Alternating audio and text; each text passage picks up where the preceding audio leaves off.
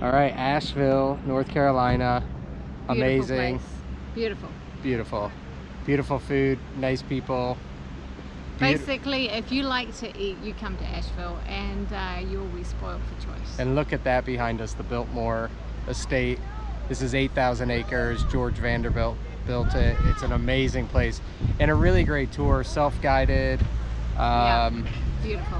You can see a lot of the property, and it was built in 1895, so it's really gorgeous. And great for kids too, because they have like a petting farm, they have like little crafts thing, because they have this whole village. You can get ice cream there, you can do wine tasting. Oh, I sound like a They've got for the place. you do It's, the gardens.